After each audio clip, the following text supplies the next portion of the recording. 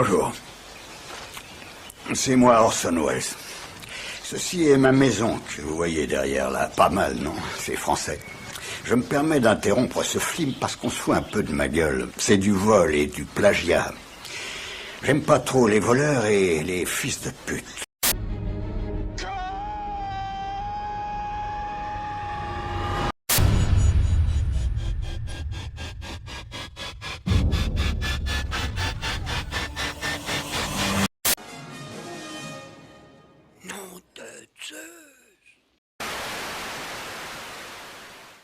Bonjour à toutes et à tous et bienvenue dans ce deuxième numéro de la nouvelle formule de Qu'est-ce qu'on lit ce soir. Dans ce deuxième numéro, comme vous pouvez vous en douter, nous allons parler des sorties du mois de février.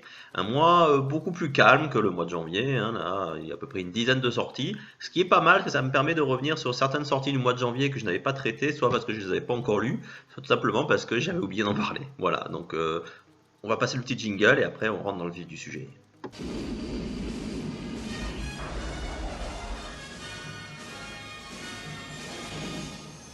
Et donc pour commencer ces sorties du mois de février, cette rétrospective des sorties du mois de février, une fois n'est pas coutume, je vais vous parler de BD franco-belge puisque les derniers jours de janvier et les derniers jours du mois de février ont vu la sortie de deux titres, donc deux nouveautés, enfin du moins on va dire une nouveauté et demie, vous allez comprendre pourquoi, parce que ce que je considère comme une demi-nouveauté, c'est la réédition de Sentai School chez Olydri Studio, et oui les petits copains d'Olydri qui se lancent dans l'édition.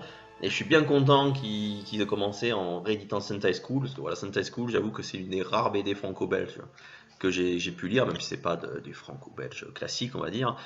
Philippe Cardona et Florence Torta, ça reste pour moi mes auteurs de franco-belge préférés. Même maintenant qu'ils sont dans l'équipe, je suis toujours un fanboy de base. Quand il y a des dédicaces, je fais la queue comme un bon petit fan. Et je demande mes dédicaces humblement. Voilà, donc Sentai School, vraiment, ça a été un gros délire pour moi quand j'étais à la fin du lycée et année fac. En fait, pour le principe, voilà, ça se voit très bien. C'est l'école des héros. En fait, dans cet univers, il y a une école qui permet aux enfants de devenir des héros. Et c'est complètement what the fuck, quoi. C'est bourré de références. Donc, si vous voulez tester un peu votre culture, manga, film, musique, vraiment Sentai School c'est très bon. En plus, dans cette réédition, les deux compères sont fendus d'une recherche dans leur mémoire respective pour pouvoir retrouver. Il y a toutes les références là, à la fin du bouquin, il y a toutes les références, chaque truc. Bon, il y en a peut-être qu'ils ont dû oublier, parce qu'il y en a tellement, il y a quasiment dans chaque case, il y a une référence, que c'est un truc de fou. Donc, le premier tome, c'est plutôt des histoires indépendantes, quoique le deuxième aussi d'ailleurs. C'est à partir du tome 3 qu'on commence à avoir des histoires récurrentes. Et voilà, donc pour l'instant il y a les deux premiers tomes qui sont sortis. Si vous aviez participé à la campagne de crowdfunding qui avait été faite à l'époque, voilà, vous avez peut-être reçu tous les 5 tomes, c'est mon cas. Sinon, les prochains tomes sortiront tous les 2 mois à peu près, jusqu'au 5e, qui était le dernier qui avait été édité avant l'arrêt de la série. Et donc normalement il y a un 6e qui est en cours de réflexion et qui devrait peut-être sortir, si tout va bien, l'année prochaine. Voilà, donc c'était la première demi-sortie. Et ensuite la deuxième, la vraie nouveauté, toujours en franco-belge, toujours Cardona Torta, mais là avec le père Fournier, c'est la première BD de Neogicia. Donc Neogicia, si vous êtes fan de Noob, de l'univers d'Olydri, vous connaissez sûrement, c'est un spin-off de la série Noob. En fait, Noob vous raconte donc dans la série, vous connaissez le principe, ça vous raconte des joueurs dans un jeu. Là, c'est vu du point de vue des PNJ. Donc c'est un peu comme disait Fabien, l'équivalent des BD WoW. Quand on joue à WoW, enfin World of Warcraft, hein, les PNJ, ben voilà, on suit leur histoire, nous on participe, mais voilà, c'est une histoire qu'on voit. Alors que quand on lit les BD World of Warcraft, c'est écrit comme si c'était une vraie histoire avec des gens qui le vivent, ben là c'est pareil. Là dans Neogicia, on suit Sally Azigar, qui est une jeune fille qui décide de devenir néogicienne. Donc ce premier tome, la voir arriver à la cité de Centralis et découvrir un peu comment le parcours permettant d'un simple mortel de devenir néogicien. Donc voilà, c'est un tome introductif, bon, ça met en place les personnages, c'est très bavard, c'est vrai que c'est surprenant, c'est assez déroutant, mais en même temps c'est pas mal pour mettre en place les éléments. Donc voilà, un tome qui met en place l'histoire. J'ai pas lu le roman Neogicia, je sais que ça reprend une partie du roman, mais je sais pas du tout où ça se situe. Moi j'ai bien aimé. Donc ça, c'est assez rigolo de découvrir un autre style. Vous voyez, quand moi j'ai Carl Philippe et Flo, enfin, surtout le style de Philippe, je connaissais plutôt pour la SD, dans Constant High School, ou même pour Noob, hein, aussi la BD Noob.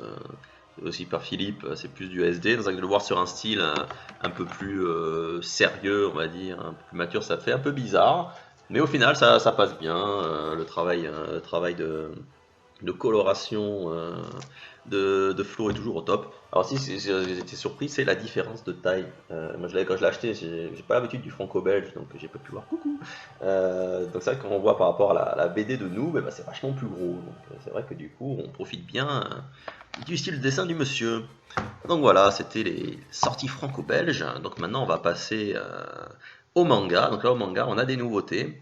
En fait, des nouveautés qui étaient sorties le mois dernier.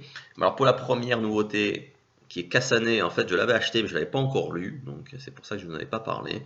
Donc Kasane, la voleuse. C'est la voleuse de visage, c'est ça. J'avoue que j'avais lu le premier chapitre, il était offert avec je ne sais plus quel manga de Ki-hoon. Et c'est vrai que pour les prémices, j'avais trouvé ça sympa. Donc du coup, bah, je me suis plongé dedans. L'histoire, donc Kasane, c'est en fait la fille d'une actrice très très connue, qui était très belle, mais Kasane, elle est horrible. Comme elle le dessine dans le manga, vraiment de la peine pour elle, tellement elle est moche. Voilà, on dirait un kappa, quoi, pour rester dans le style japonais. Et en fait, sa mère, peu de temps avant de mourir, elle lui avait dit, si jamais tu as besoin, prends mon rouge à lèvres et embrasse au objet de tes désirs. Et donc au tout début, bah, forcément vu sa tête, ses camarades de classe, là, comment dire, là, je connais le terme japonais, le hikikomori, en fait, limite elle est pas vraiment hikikomori, elle préfère rester chez elle, mais elle y va. En fait, c'est le bouc émissaire, voilà, de sa classe, c'était le mot que je cherchais. Elle s'est fait embêter à longueur de journée. Et pour l'embêter, en fait, ils doivent monter une pièce de théâtre. Et il lui propose d'être le rôle de Cendrillon. Donc bah, elle, malgré que les autres la rejettent, elle s'entraîne à mort. Donc au moment d'arriver sur scène, elle se débrouille très bien. Mais forcément, vu que le but c'était pas non plus de la mettre en valeur, c'était de la déprécier. En fait, il y a un peu la meneuse qui essaie de la mettre à l'écart. Et donc de rage, Kasane l'embrasse. Et en fait, elle se rend compte qu'à cause du rouge à lèvres qu'elle a, elle vole le visage de l'autre fille. Elle prend son visage. Et donc en fait, bah, sur le premier tome, elle découvre un peu le pouvoir de ce rouge à lèvres, on va dire. Euh, et ça commence un peu à mettre en place l'histoire. Ça peut évoluer sur des choses vraiment pas mal, parce que c'est vraiment, plus ce qui est bien, c'est que le personnage, il reste, c'est pas une pourriture, on va dire. Là, on voit qu'elle lutte. Effectivement, elle essaye au début de pas utiliser forcément le rouge à lèvres, d'essayer d'arriver à faire ce qu'elle veut faire tout en restant elle-même. Et finalement, elle se bute sur les réalités du monde. Donc, ça peut être pas mal. Franchement, le premier tome était intriguant. Donc, j'ai hâte de voir la suite pour voir comment ça évolue. Mais en tout cas, voilà, c'était un premier tome qui m'a bien donné envie de lire la suite. Et la deuxième nouveauté du mois dernier que j'avais oublié, là j'ai oublié de le parler, c'est le One Punch Man tome 1. Alors moi j'avoue que l'animé m'inspirait beaucoup, il avait l'air d'être super. Et au début je voulais attendre l'animé et voir l'animé, parce que des fois quand je lis le manga d'abord, quand je vois l'animé après, ça me gâche un peu. Souvent je préfère quand l'animé, plus là il est court, l'animé il fait 13 épisodes de mémoire. Je voulais d'abord voir l'animé et après lire le manga, mais Julien Guélerin, Omega Zeb l'a tellement survendu que je me dis bon allez, je vais me laisser tenter, je vais lire le tome 1. Et ça a été une déception. Franchement, j'ai pas du tout accroché à ce premier tome. Le héros, il est rigolo, il y a un ou deux passages qui sont drôles, mais voilà, c'est que un ou deux. Le reste du temps, le problème, c'est que voilà, le principe du héros qui tue tout le monde en un coup de poing, c'est sûr que ça va se limiter. Ça se voit qu'au début, c'était prévu comme un petit strip sur Internet. Là, bon, ça commence à mettre en pas des éléments, mais franchement, ça m'a pas convaincu. Donc, je pense qu'effectivement, je vais en rester là. Je vais voir l'animé. Limite, si l'animé me plaît vraiment bien, peut-être que je continuerai le manga. Mais là, pour l'instant, je vais rester au tome 1, parce que j'ai pas du tout aimé. Voilà. Ensuite, là, donc ça, c'était les nouveautés. Il y aurait pas une autre nouveauté, mais celle-là, je vous la garde pour le mois prochain. Qui c'est Remember, voilà, qui m'intéresse pas mal, mais j'ai pas encore eu le temps de me plonger dedans, donc je me le garde de côté. J'en parlerai le mois prochain. Donc maintenant pour la continue dans les suites de séries, donc le tome 3 de Last Hero Inuyashiki. Donc ça c'est la nouvelle série de l'auteur de Gantz. Alors le principe c'est que voilà, c'est un petit vieux il apprend qu'on le voit dans le premier tome, il est un peu méprisé par sa famille, quoi. C'est un peu le salaryman japonais classique. Il découvre qu'il a un cancer, donc il reste plus beaucoup de temps à vivre, donc il est un peu déçu. Puis quoi, comme sa famille le rejette, il n'ose pas leur dire. Et donc un soir, il va dans un parc pour réfléchir, et là, il y a une soucoupe volante qui s'écrase sur lui et qui détruit complètement son corps. Et l'extraterrestre en panique fait mince, faut pas laisser de traces, qu'est-ce qui s'est passé, faut qu'on reconstitue son corps. Et donc il le recrée, sauf que ben ils se servent comme matrice une armure de combat qu'ils ont créée. Donc en fait il est lui, il a sa personnalité et tout, mais voilà, on voit sur la jaquette, c'est en fait c'est devenu une machine le mec. Et donc quand il découvre ses pouvoirs, ben, petit à petit il essaye de devenir un peu une sorte de héros, parce que voilà, il voyait un peu la déliquescence, on va dire entre guillemets, de la population japonaise, voir comment des personnes se prend un peu au-dessus des autres. Et sauf que le problème, c'est que en étant un petit papy, il est tout le temps en train de trembler, il pouvait rien faire. Donc là, comme il avait le pouvoir, il essaie un peu de remédier à ça. Donc c'est vrai que c'est ce côté un peu, c'est vraiment le principe du anti-héros, vraiment sympathique. Et là, par contre, pour ce tome 3, alors là, il a fait déjà ce qu'il faisait un peu dans Gantz, ça fait bizarre, c'est qu'en fait, dans les deux premiers tomes, il lance une histoire, donc il présente le héros, Miyashiki, et il présente aussi un autre jeune homme qui était aussi présent lors du crash, qui s'est fait reconstituer, sauf que lui, c'est vraiment un nihiliste total, lui utilise ses pouvoirs pour tuer les gens, c'est un peu vraiment l'antithèse, quoi. Et il y a une position entre les deux dans le tome 2, donc on me dit, ah putain, le tome 3 va peut-être continuer là-dessus. Et en fait, non, ça part sur complètement autre chose. En fait, ça introduit de nouveaux personnages, monsieur, madame, tout le monde, qui se retrouvent en fait imbriqués dans une histoire de yakuza. Et donc, le héros va venir pour les aider, et donc ça lance un truc. Donc, après, est-ce que ça va sûrement payer par la suite? Mais c'est vrai que j'en parlais avec Philippe Cardona, justement, qui lit aussi ses 10 mangas, il aime beaucoup comme moi. Et il disait, mais là, voilà, il part un peu dans les travers de Gantz, c'est-à-dire qu'il a une histoire qui est en cours, mais d'un seul coup, ça part sur un truc qui n'a absolument rien à voir, avant de revenir sur l'histoire. Parce qu'au final, voilà, de rencontrer ces gens, bah, du coup, ça va l'obliger à mettre un peu à profit, essayer de pousser plus loin de ses capacités que ce qu'il pensait. Donc ça aide au développement du perso, mais c'est vrai qu'au tout début, quand on commence, le manga, je crois qu'il fait à peu près 10 tomes. Enfin, 10 chapitres, pardon. Et c'est vrai que pendant la moitié du tome, on le voit pas, le héros. On suit, c'est un nouveau groupe de persos. Donc c'est vrai que ça fait un peu bizarre. En tout cas, la fin est pas mal. Donc on va voir comment ça va évoluer par la suite. Ça reste toujours très agréable à lire. En plus, ce qui est bien avec cet auteur, Hiroya Oku, c'est qu'il a un style vraiment fluide. Donc ça se lit très très vite. On va vraiment pas passer le temps. Et ça reste appréciable. Voilà, ensuite, donc, comme tous les mois, on a Hippo. Donc, mais là, par contre, voilà, je vais peut-être pas vous en parler tous les mois de Hippo. Mais donc, ce tome-là, j'en parle parce que voilà, le mois dernier, je disais, on savait pas trop comment allait se terminer la fin de la saison. Mais là, ça y est, c'est annoncé. La fin de cette saison 4 va se concentrer sur le combat de Miyata. Voilà, ça va être ça, le point d'orgue qui va terminer cette saison 4. Le tournoi de classe A, ça sera plus pour la saison 5, sûrement. Donc c'est pas mal, là. Le fait de se concentrer sur d'autres personnages que Hippo ou sa clique, c'est vraiment pas mal, parce que forcément, comme là c'est Miyata, c'est pas un membre de l'équipe, il y a peut-être un peu plus de doute de savoir s'il va gagner ou pas. En plus, son adversaire, Randy Boyd Jr., a l'air d'être vraiment fort. Donc ça va vraiment être sympa, quelques tensions aussi dedans, donc un très bon tome de Hippo. Voilà. Alors là, une autre déception, on dirait que c'est un peu le cas ce mois-ci, c'est le tome 5 de King's Game Origin. Alors bon, King's Game, j'avais beaucoup aimé le principe de la saison 1, j'avais lu la saison 2 qui était en dessous, mais qui continuait à se lire bien. C'est vrai que j'avais hésité à faire la saison 3, je disais c'est les origines, c'est pas mal, donc je vais le faire. C'est vrai que j'aimais bien, hein, parce que là, le fait que ce soit un village entier qui participe au King's Game, ça changeait un peu de la classe de lycéen habituelle, parce qu'il y avait différents types d'âge. Et en fait, le problème, c'est qu'à la fin du tome 4, d'habitude, les King's Games font en 5 tomes. Là, pour cette saison-là, ils ont fait un 6e. Mais en fin de compte, quand on voit comme ce tome-là, il sert à rien, ils auraient pu rester sur 5, puisqu'au final, en gros, là, ça finit la dernière épreuve qui était en cours. Et on passe plus de la moitié du tome en fait à expliquer ce qu'on sait déjà. C'est-à-dire que le héros, lui, il est du principe qu'il faut tuer personne. Même vie, ils n'ont pas le choix, il faut tuer personne.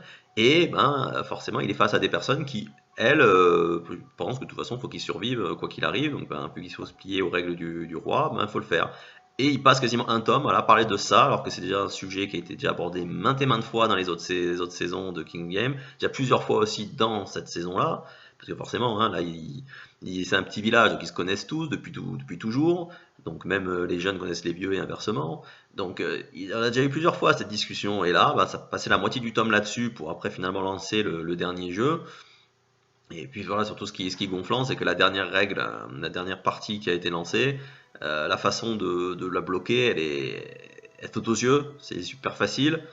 Pour la trouver tout de suite, mais non, parce que forcément non, parce que là, on verra à la fin, faut en finir, donc forcément, au lieu de trouver le truc le plus simple pour limiter le nombre de morts, non, non, bah, ils vont tous s'entretuer. Donc voilà, donc le tome 6 sera la fin de la saison. Franchement, je pense pas que s'il y a une saison 4 que je la ferai, parce que là, j'avoue que je commence un peu à saturer de King Game. Je ferai sûrement un focus dessus, justement, à la fin de la série, pour revenir sur les 3 saisons plus en détail. Mais bon, voilà, avant-dernier tome de King Game Origin, franchement, très mauvais point. Ensuite, dans un style complètement différent, on a le manga au titre français le plus improbable du monde. Pourquoi Seiya Todoin, 16 ans, n'arrive pas à pécho? Voilà, donc on va passer outre la traduction wesh wesh. Parce que bon, le titre du manga est très long en japonais aussi, hein, pour vous le dire. Ça c'est Naze Todoin Seiya Jurokusai wa Kanojo ga Dekinai no ka. En fait, traduction littérale serait pourquoi Seiya Todoin, 16 ans, n'arrive pas à avoir de petit ami. C'est ça qu'ils l'ont contracté à pourquoi n'arrive pas à pécho. Je n'aime absolument pas ce terme de pécho. Je trouve ça très péjoratif. Enfin bon, c'est mon point de vue, je vais pas creuser ça. Le manga en lui-même, c'est vraiment sympa parce que ça qui est rigolo, c'est que d'habitude, dans les séries un peu comme ça, le héros il est présenté comme un loser, un mec qui est pas forcément très attirant quoi que ce soit, alors que là, au contraire, Seiya, c'est un peu le beau gosse du lycée, il est très bon à l'école, très bon en sport, et au niveau de l'amour, là c'est un loser fini là par contre, il arrive pas du tout à savoir comment se comporter avec des filles, il est tout le temps à côté de la plaque, il est tout le temps indécis, et c'est vrai que c'est rigolo à suivre. Là ce tome 3 marque un peu la fin d'un premier arc on va dire dans la série. Donc jusqu'à présent ça reste sympa, on tombe pas dans les clichés des anciens trucs, il n'y a pas tout le temps les situations olé olé, voilà, là ça tombe pas dans les travers qu'il y a déjà dans les séries un peu voilà, comme Lovina ou To Love Ru, voilà, ce truc où il y a toujours des culottes, de mecs qui tombent en plein sur la poitrine de la fille, se retrouve vraiment lourd, là voilà, là c'est plus du comique de situation, c'est vraiment beaucoup plus sympathique, voilà, au bout de 3 tomes, moi j'aime bien, franchement, ça se laisse dire, c'est agréable, c'est mignon, le personnage le fait rire, que des fois il se prend la tête sur des trucs, quoi, mais bah après, en même temps, ça peut arriver à beaucoup de garçons, mais c'est vrai que c'est drôle. Voilà, moi j'ai bien aimé. En plus, la série elle est courte. Je crois qu'au total, elle doit faire 6 ou 8 tomes, donc c'est pas non plus un engagement très très long. Donc, et c'est bien aussi, parce que des fois, les séries comme ça ont tendance à traîner. Et au bout d'un moment, ça se répète toujours la même chose. Là, voilà, le fait que c'est court, on peut penser que ça va se renouveler. En tout cas, les 3 premiers tomes jusqu'à maintenant, je me suis jamais ennuyé. Donc voilà, j'avoue le conseil. Alors là aussi, petit cas pour finir sur les mangas, là c'est un cas particulier, c'est Rainbow, tome 5 et 6. Alors pourquoi je dis 5 et 6? C'est qu'en fait, Kazé réédite le manga en version double, version France Loisirs, ou comme faisait Pika. En fait, pourquoi moi je vous les présente? Alors, je les ai lus il n'y a pas très longtemps, parce que là aussi c'est la petite histoire, bon, ça fait 36-15, je raconte ma vie. Rainbow, c'est un très vieux manga, ça fait très longtemps que c'est sorti en France, c'est ça que ça m'intéressait, mais j'ai jamais eu l'occasion de me lancer dedans. Et puis c'était fin d'année dernière, je crois, ou un petit peu avant, qu'il a été annoncé que Kazé allait mettre fin à la distribution de la série. Je dis merde, du coup, il faut que je me l'achète. Donc là, j'ai tourné de partout pour les trouver. J'avais trouvé quasiment tous les tomes sur Discount Manga à pas cher. J'ai voulu compléter les tomes qui me manquaient dans mon libraire sur X. Et il y avait un tome que j'arrivais pas à trouver. Je crois que c'était le 17 qu'ils avaient nulle part. Ils n'avaient pas sur Amazon, ils n'avaient nulle part. J'ai dit purée, ça y est, j'ai retrouvé la série. Je vais avoir tous les tomes sauf un. Fait suer, excusez-moi. Et en fait, j'ai réussi à le trouver dans une autre boutique, la deuxième boutique. Enfin, non, il y en a 3 sur X, excusez-moi. Sur une autre boutique sur X, ils avaient tous les tomes, donc ils avaient celui-là. Donc, chouette, je l'ai acheté, j'étais content, j'avais toute ma collection. Et puis, genre 4 mois plus tard, ils ont annoncé qu'ils sortaient les éditions doubles. Bon, en tout cas, je suis content parce que moi je préfère comme ça. Hein. Pour moi, le manga c'est comme ça, les espèces de gros pavés comme ils font. Je comprends que c'est bien pour les gens qui ont moins de budget. Mais franchement, quand c'est trop gros, j'aime pas. Donc voilà pour les tomes. Donc là, c'est les versions individuelles. Donc comme je vous disais, ça existe. Là, donc la nouveauté, c'est la version double. Donc en fait, Rainbow, ça raconte le parcours de 7 jeunes qui étaient placés en maison de redressement dans le Japon de l'après-guerre. Donc en fait, ça permet un peu de découvrir l'univers du Japon d'après-guerre. En plus, c'est un peu un récit autobiographique, a priori, parce que l'auteur, qui est Georges Abbé, a passé lui aussi quelques temps en maison de redressement. Et donc il raconte un peu la vie de ces jeunes qui au final au début partaient pas dans la vie forcément du bon pied, qu'ils avaient dû obligé de faire des choses en dehors de la loi pour survivre. Et donc voir comment ils vont survivre à l'enfer carcéral et comment ils vont réussir à mener une vie, à faire quelque chose de leur vie après ça. Donc là, ces deux tomes-là marquent la fin de la première partie du manga. En fait, non, même pas, excusez-moi, c'est le tome 5 qui marque la fin de la première partie du manga. Et donc le sixième commence la deuxième partie. Donc la première partie, donc jusqu'au tome 5, c'était donc la maison de redressement. Donc dans le 6, ça commence à montrer l'après. Donc là, franchement, dans cet tome-là, j'ai réussi à trouver ce que je cherchais dans la série. Parce qu'au début, ce qui m'avait donné envie, j'avais lu les premiers tomes en scan, enfin les premiers chapitres en scan, et voilà, c'était vraiment le côté sombre qu'on pouvait attendre d'un seinen.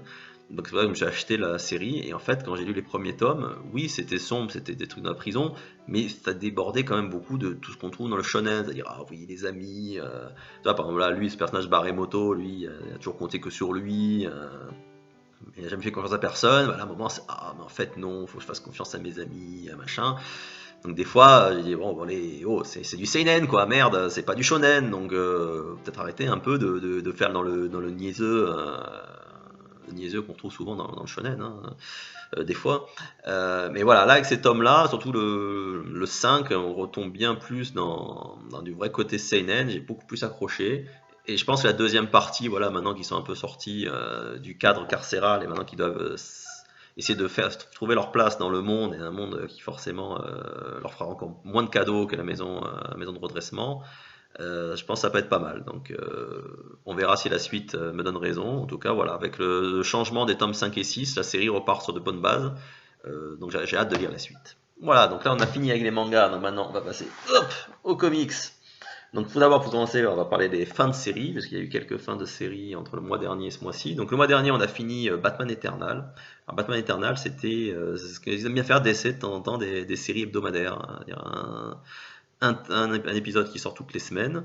Donc là, avec cette série, elle se passait plus ou moins en parallèle de la série Batman. D'ailleurs, si vous lisez les tomes Batman, en lisant le dernier tome, c'est fin de partie, ça vous spoil un peu ce qui se passe dans Batman Eternal.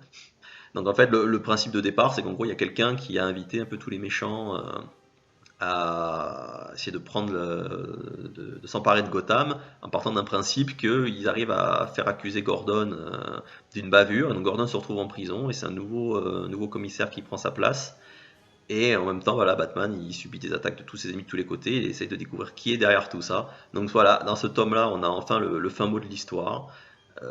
J'avoue que ces séries hebdomadaires, j'ai un peu du mal parce que même s'il y a des très bonnes histoires, voilà, le fait que ce soit sur 52 numéros, des fois c'est dilué, il y a certaines sous-intrigues qui durent, mais alors qu'elles n'auraient pas dû traîner aussi longtemps.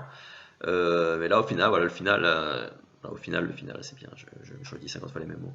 Le final est sympa, l'identité du méchant final, on aurait dû s'en douter, mais en même temps, c'est pas mal. C'est vrai que franchement, j'avais pensé à tout le monde sauf à lui. Alors c'est vrai que au final, c'était logique que ce soit lui qui fasse ça.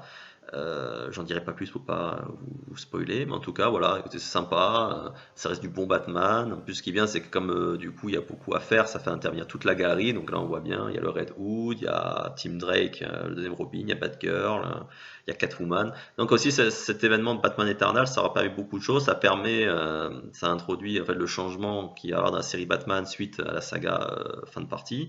Donc à partir du tome 8 de Batman qui sort le mois prochain, je crois, ou en avril. Ça a permis aussi de changer un statu quo dans Catwoman, que ça j'ai pas encore lu, que Urban Comics, l'éditeur, lui, a sorti son nom Catwoman Eternal, puisque dans Batman Eternal, on découvre quelque chose sur le passé familial de Catwoman, et ce qui va provoquer un changement dans son style de vie. Donc c'est traité dans la série Catwoman, son nom Catwoman Eternal. Donc voilà, une série qui marque un changement dans l'univers, qui a eu quelques sous-intrigues un peu longues malheureusement, des fois. Pour arriver à un point important, on a dû passer par une intrigue qui est un peu poussive. Mais bon, sur l'ensemble, ça reste vraiment pas mal. Et ça a ouvert la voie, donc ça a ouvert la voie à une deuxième série hebdomadaire qui va commencer en France, pareil, au courant du printemps. Elle s'appelait Batman et Robin Eternal. Donc on va voir ce que celle-là va donner. Est-ce qu'elle sera aussi sympa? Est-ce qu'elle sera mieux? Ce serait bien qu'elle soit mieux. En tout cas, voilà, Batman Eternal, c'est fini en 4 tomes. Donc voilà, c'est bien, ça a été vite fait. Ensuite, dans la continuité de ce dont on parlait dans le focus du mois dernier, donc il y a eu Ferres qui a vu son dernier tome. Vous voyez, il y a un gros logo, d'ailleurs j'ai oublié de l'enlever, ce sticker tout moche, je l'enlèverai après la vidéo. Donc ça reprend la dernière série de Ferres, et c'est vraiment, par rapport à ce que je vous disais dans le focus, ce qui est bien, c'est que cette série permet de développer des points de scénario qui avaient été oubliés, notamment, c'est vrai que ça m'a rappelé un truc que j'avais complètement zappé, c'est qu'à un moment dans la série Fable, il y a des élections qui sont organisées pour élire le nouveau maire, et le prince charmant se présente, et dans sa campagne, promesse de campagne, c'est qu'il va offrir des, je sais plus comment il s'appelle, des trompe-l'œil, voilà, des trompe-l'œil, c'est-à-dire des sorts pour que les fables non humains puissent circuler dans le monde, dans notre monde à nous, le monde des communs, sans problème, parce que sinon, s'ils peuvent pas avoir une apparence humaine, ils sont confinés à la ferme. Donc c'était une de ses promesses de campagne, et après qu'il ait été élu, bah, vu qu'il y a eu la guerre contre l'adversaire, et après Mister Dark, tout ça, c'est complètement passé à l'as. Donc là, du coup, il y a les gens de la ferme qui se rebellent en disant hey, oh, nous, on nous avait fait des promesses, donc maintenant, on y tient, on veut nos trompe-l'œil. Donc ça permet de développer tout ça en parallèle des événements des derniers tomes de Fable. Donc là aussi, voilà, ce côté, il y a tellement de personnages dans Fable que vous ne pouvez pas tous les traiter dans la série originelle. Donc d'avoir ce tome de complément, c'est vraiment pas mal. Ça permet de boucler les intrigues de certains personnages secondaires vraiment sympas. Et notamment, surprise, le tout dernier tome de Ferres fait un lien avec aussi, je vous avais parlé d'un one-shot de Ferres qui était Les Belles et la Bête. Et ben ça fait un lien, le dernier chapitre, donc vraiment pas mal. Donc, si vous avez adoré Fable, voilà, Ferres, c'est une valeur sûre. Voilà pour les fins de série. Donc après, autre sortie, alors celle-là ça faisait longtemps, disons, Batman Terre 1. Alors qu'est-ce que c'est que ça? Donc pour vous expliquer un peu le principe, en fait DC a eu l'idée un peu de créer une sorte de nouvelle continuité, un peu comme avait fait Marvel avec l'univers Ultimate. Sauf qu'en fait, là, dans ce qu'ils appellent la Terre 1, c'est une continuité différente où les origines des persos sont retravaillées et ça sort en fait uniquement en tant que graphic novel, c'est-à-dire ça sort directement en grosse version cartonnée, un peu comme un album franco-belge, sans passer par la case chapitre de 20 pages en comic box. Donc là, dans ce tome français-là, on a la totalité de la deuxième série, puisqu'a priori il y aura 3 séries sur ce thème-là. Alors j'avoue que j'avais adoré la première série, mais je me souvenais quasiment pas de ce qui se passait dedans. Avec tout ce qui... Ça fait tellement longtemps qu'elle a été sortie, celle-là, il a mis beaucoup de temps à le sortir. C'est fait par le duo je sais pas comment on prononce ça, c'est Jeff Jones et Gary Frank. Donc très bon dessinateur, très bon scénariste. Pour vous situer, Jeff Jones, c'est celui qui a ramené Green Lantern et qui l'a vraiment monté au niveau où il a été pendant des années dans les comics. Il a travaillé sur Superman. Il a aidé au moment des lancements des New 52. C'est lui qui a scénarisé Aquaman et la Justice League. C'est vraiment une valeur sûre, et donc ce traitement de Batman, là, qui est un Batman encore beaucoup plus sombre, il est très proche un peu on va dire, du Batman de Frank Miller. Et d'ailleurs là-dedans, dans leur Alfred, je pense que c'est lui qui a servi de matrice pour le Alfred qu'on voit dans Batman v Superman, là, par Jeremy Irons, Jeremy Irons, pardon. Donc, parce qu'il en fait dans cette version-là, il est plus vraiment paramilitaire que majordome. D'ailleurs, il y a un moment dans le tome où il accompagne Bruce Wayne, il dit non, mais en fait je suis pas son majordome, je suis son garde du corps. Donc c'est vrai que c'est très rigolo, ça permet d'introduire dans ce tome-là, ça introduit des versions de cette terre parallèle de Harvey Dent, de Killer Croc, de l'homme mystère. Et franchement, ça se laisse lire encore une fois de manière très agréable. Moi, franchement, je l'ai dévoré en 1 heure. C'est super bien dessiné. L'intrigue est vraiment bien fichue. En plus, voilà, ça casse vraiment du Batman habituel. Là, il est vraiment beaucoup plus de décoffrage et c'est vraiment, il découvre le métier. Mais il n'est pas aussi... parce que dans les comics, des fois, c'est vrai il est trop cheaté, on va dire, hein, Batman. Hein. Il maîtrise tout, c'est une armée à lui tout seul. Là, voilà, il a quand même des lacunes, et c'est vraiment sympathique. Et puis, je vous dis, le traitement un peu différent de toute la galerie du personnage, ça donne vraiment une valeur vraiment très intéressante. Donc voilà, ça sera en 3 tomes. Donc là, le 2e tome est sorti, je crois que le 3e est toujours pas dispo State, donc ça va pas être à un moment. En tout cas, voilà, franchement, Batman Terre 1, il y a aussi Superman Terre 1 qui existe. Là, au States, ils ont sorti récemment les Teen Titans et ils vont sortir Wonder Woman bientôt. Ça n'a pas encore été annoncé en France, donc je sais pas s'ils vont pas mal sortir. Mais en tout cas, voilà, le Superman aussi était sympa. Ça change, donc voilà. Si vous êtes fan de Batman, je vous conseille cet univers alternatif.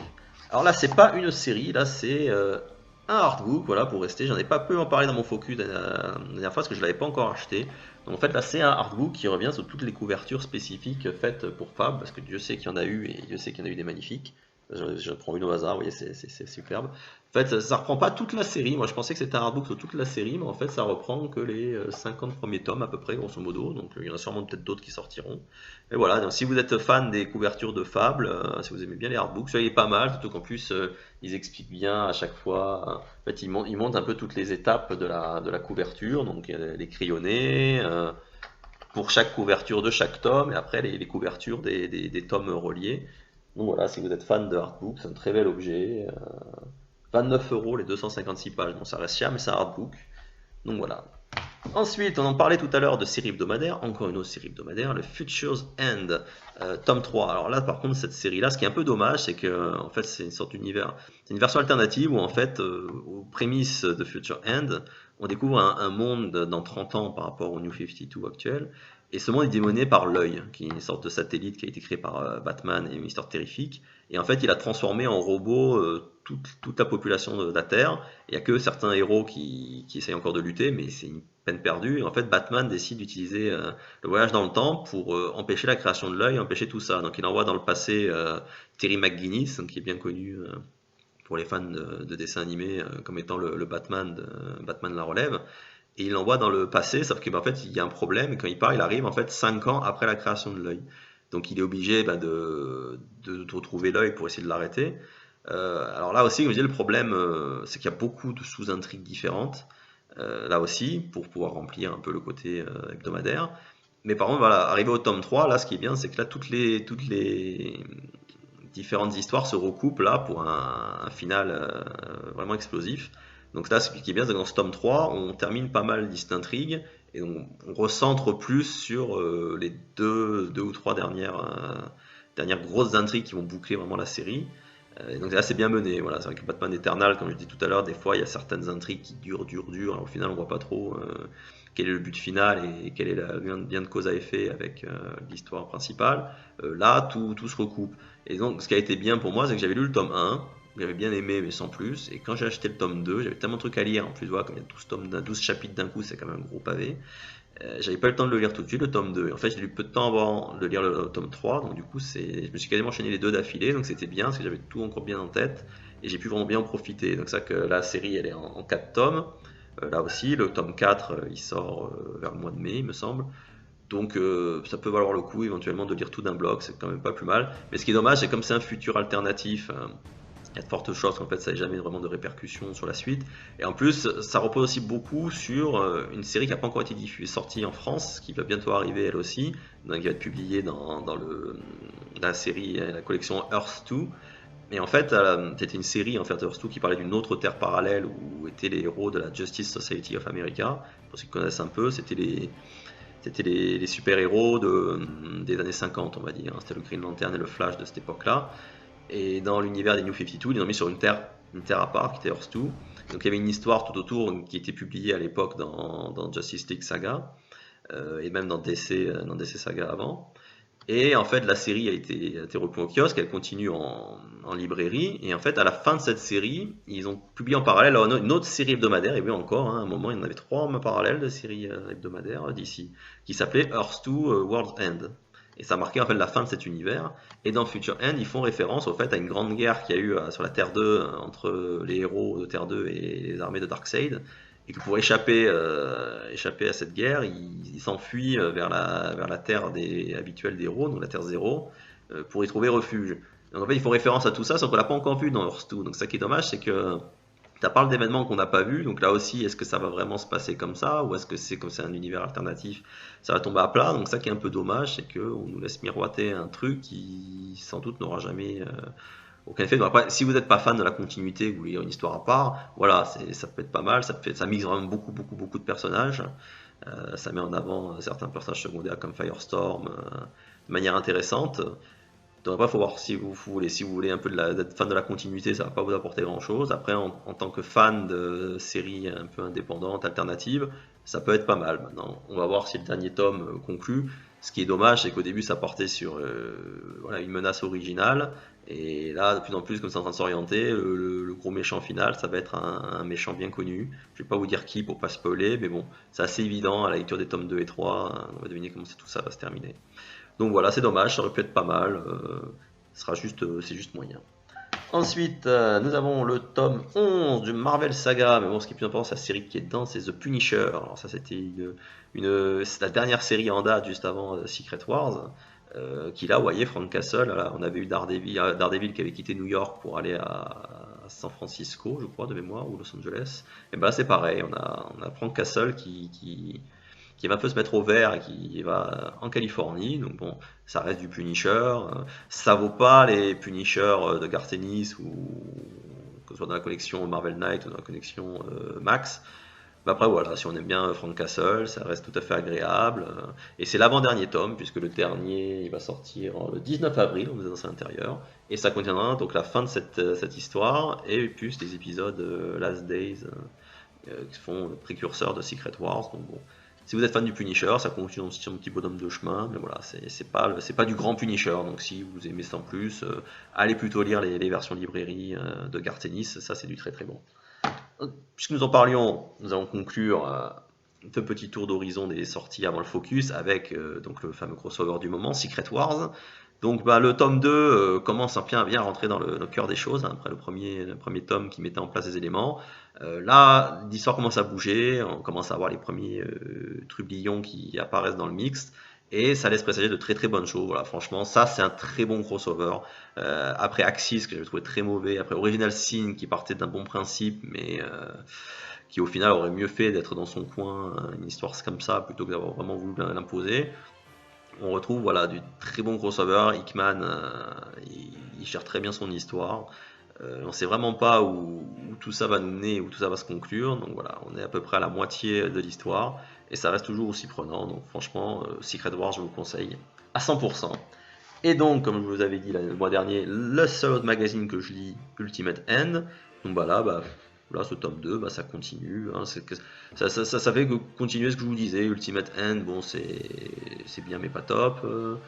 Et les 3 autres séries sont mieux que ce que je pensais. Donc, ça reste agréable, mais c'est vraiment du à côté. Ça apporte rien à l'histoire générale de Secret Wars. Limite, c'est plus si ça vous intéresse d'avoir un peu les versions alternatives des personnages pendant cette époque-là. Que très certainement dans l'univers post-Secret Wars, ils vont sûrement prendre des bribes de ce qu'il y avait dans ces séries-là. Après, franchement, c'est au goût des uns et des autres. Voilà. Bon, je continuerai jusqu'à la fin, ne serait-ce que savoir comment va mourir l'univers Ultimate, mais ça reste bien, mais sans plus. Voilà. Bon. Ah, peut mieux faire, peut mieux faire. Voilà, donc écoutez, j'ai terminé le gros des chroniques, et donc maintenant nous allons passer sur le focus du mois, qui cette fois-ci sera beaucoup plus court, mais je n'en dis pas plus, surtout après le jingle.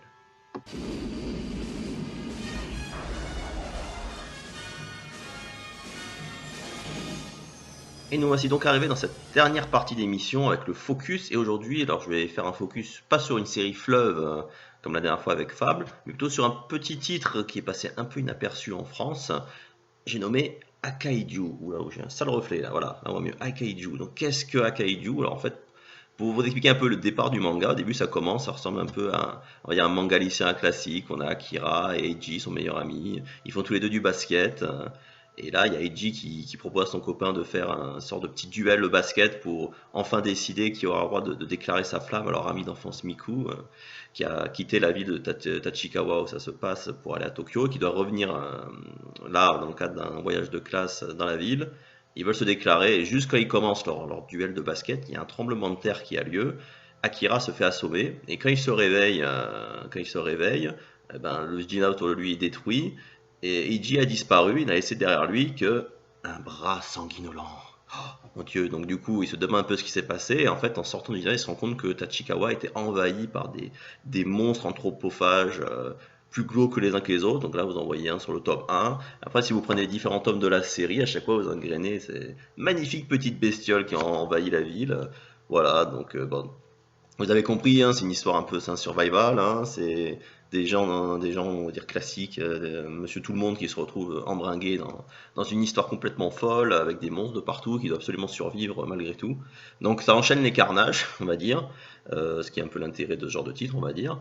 Alors après, la série en elle-même, elle a rien d'original, hein, les personnages, ça reste des classiques. Par contre, là où vraiment il y a eu déjà une bonne idée, je trouve, c'est que dans les premiers tomes, ça met en place une équipe. Comme à chaque fois, on les suit, ils rencontrent d'autres personnes, des antagonistes, des gens qui vont les aider, des gens qui vont s'opposer à eux. Et par contre, là où j'ai trouvé vraiment le truc vraiment pas mal, c'est qu'à la fin du tome 4, alors que rien ne laisse supposer que ça se peut trouver comme ça, il y a un retournement de situation qui fait qu'il laisse tous les persos qu'on suit depuis le début pour morts. Alors sont-ils vraiment morts ou pas, ça on le saura un peu plus tard, mais donc c'est vraiment pas mal, c'est qu'on s'accroche aux persos et on suit leur mésaventures. Et arrivé au tome 4, on dit bon, ça fait déjà 4 tomes, ils ont l'air de réussir à essayer de quitter la ville, bon, qu'est-ce qu'ils vont faire pour la suite pour nous redonner de l'intérêt? Ben voilà, là, ils nous les laissent un peu pour morts, et donc on revient un petit peu avant, et là on va suivre la fameuse Miku, justement, qui arrive en ville, qui va croiser le frère de Eiji, qui du coup, ben, vont apprendre ce qui s'est passé à Tachikawa, c'est quand même bon. La ville a été mise en quarantaine, donc ils vont essayer de savoir ce qui arrive à leurs amis, donc du coup on va les suivre, et à leur tour ils vont découvrir donc l'invasion des monstres, et on va voir que petit à petit, bah, ça va s'étendre plus qu'à Tachikawa, ça va même s'envahir tout le Japon. Donc ça, c'était déjà une première chose pas mal. Après, vers le tome 9, là encore, on a droit à un petit retournement. Là, je vous montre. Mais qu'est-ce que c'est chose? Et en fait, voilà, à partir de l'épisode 9, on découvre que le tome 9, on découvre que le gouvernement japonais était bien au courant de l'existence de ces monstres qui étaient en souterrain et qu'ils ont préparé une riposte. Donc à partir du tome 9, on a un peu une riposte qui se met en place. Alors là, par contre, ça n'a plus rien à voir avec le début de la série. Donc là aussi, c'était pas mal. Ça permet, on va dire que tous les 4 tomes, l'auteur arrive à trouver un moyen de redynamiser un peu l'intrigue, de maintenir l'intérêt. Et même si au final, bah, comme je disais, c'est pas la série du siècle, et bah bon, ça fait 13 tomes. Moi, j'avoue que j'ai bien accroché. À chaque fois qu'un tome sortait, je prenais bien du plaisir à le lire. Donc voilà, c'est le 13e. C'est la fin de ce qu'ils ont appelé le chapitre, le première partie.